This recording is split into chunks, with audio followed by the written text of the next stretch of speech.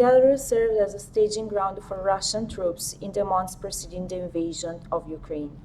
Minsk is now supporting the Russian military aggression by providing its territory to allow Russia to fire ballistic missiles towards Ukraine and to enable the transportation of Russian military personnel. Consequently, it has been subject to several sanctions. However, there is a growing discontent with Lukashenko's regime, and many Belarusians, both living in the country and abroad, firmly oppose its leadership. With this regard, we will speak with Pavel Usov, Belarusian political analyst, who will provide us with some insights about how the ongoing war is perceived by the Belarusian society. How is the war perceived in the society? Is there any protest, for example, on social media or in the streets? When the aggression, Russian aggression had started also from the territory of Belarus, there were a few protests against the war in Minsk especially, but unfortunately all these protests and demonstration had been suppressed and dispersed. More than 400 people had been arrested. There was also lonely personal protests in different cities in Belarus, but also without any serious results if we estimate the policy of Belarusian authority. But it was very strong and in some ways successful activity against the war in the social media, because in general Belarusian society is against the war, especially against the direct participation of Belarusian soldiers in this military aggression of the Russia. And in social media there was a huge and very effective pressure upon also authority. And on my mind, this activity in social media, and especially the activity of Belarusian oppositional centers, which are located in Vilnius and in Warsaw, in all over the world, made the Belarusian authority to be passive participant in this Russian aggression. What do I mean? I mean that Lukashenko, for that moment, is afraid to send Belarusian troops to the Ukraine, because the tension inside Belarusian society is very high, and he afraid that if any Belarusian soldier would be killed in Ukraine or would be sent in Ukraine, it provokes serious resistance inside of Belarus, especially if we take into the consideration that Belarusian army is not a professional army. It is army which consists from proscribed soldiers. It's soldiers of term military service, and of course for Belarusian population, even if it supports Lukashenko in some way regarding domestic policy, it's strongly against any kind of participants of Belarusian soldiers in a war in Ukraine, and it could have very negative consequences for Lukashenko himself. Thank you. And in your view, there will be any consequence for the Lukashenko regime? It depends of in which direction situation in Ukraine and situation with Russian aggression in Ukraine will develop, because there are several scenarios. For that moment, Lukashenko is with a visit in Moscow.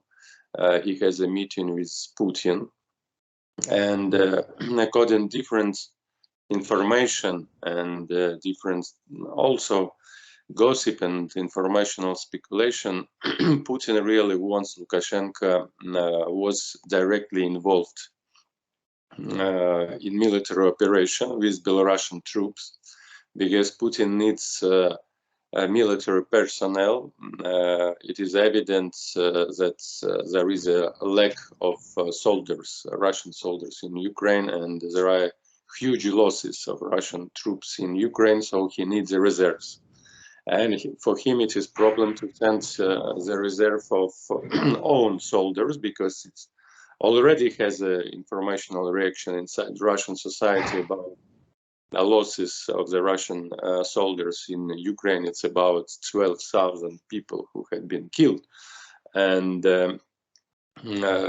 Putin would like to substitute Russian soldiers by mercenaries, for example, from Syria. And for today, we have information that around 16,000 people from Middle East are ready to participate in the war. Of course, it is speculation, but it is also proof of the very difficult situation with the own military personnel in Ukraine. So he needs Belarus and Belarusian soldiers as a compensation, as a substitute for these losses, own losses in Ukraine. So I think that during this visit in Moscow, Lukashenko will be pushed to take a decision for direct participation of the Belarusian soldiers in this military operation. And of course, Lukashenko is has to have a choice.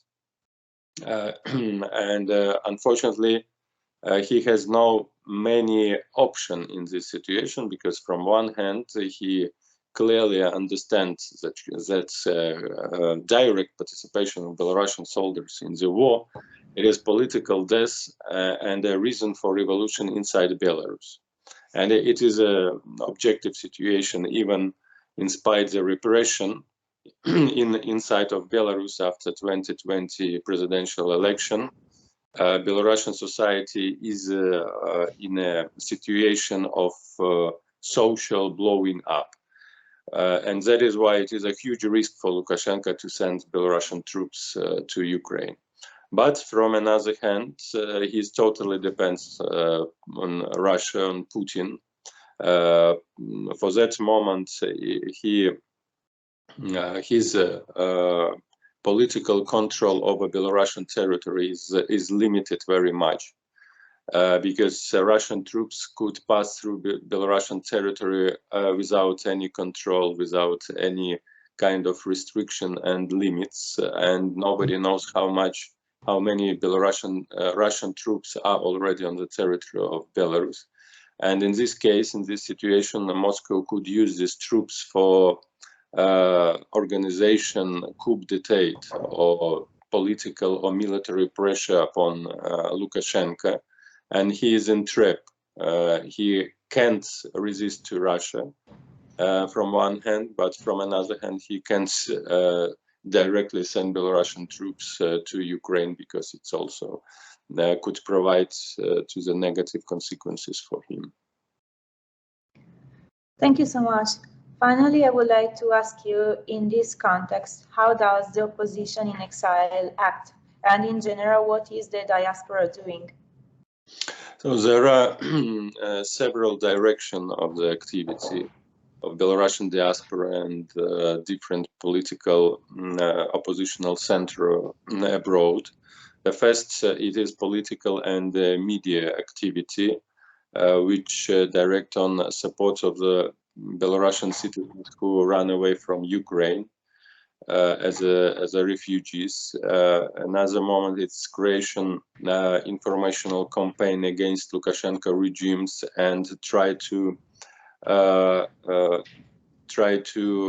create positive image of the country and the society, because according to the international law, Belarus is a country of aggression, the aggression country together with Russia, because the territory of Belarus is used for by Russian troops for launching missiles, for sending military planes, fighters to Ukraine, and that is why the attitude to Belarusian people and Belarusian society in Ukraine and abroad is very negative. So Belarusian diaspora and Belarusian political opposition try to improve the relations, to improve attitude toward Belarusian people who are abroad and Belarus to itself. They try to separate Belarusian regime and Belarus itself, and they emphasize that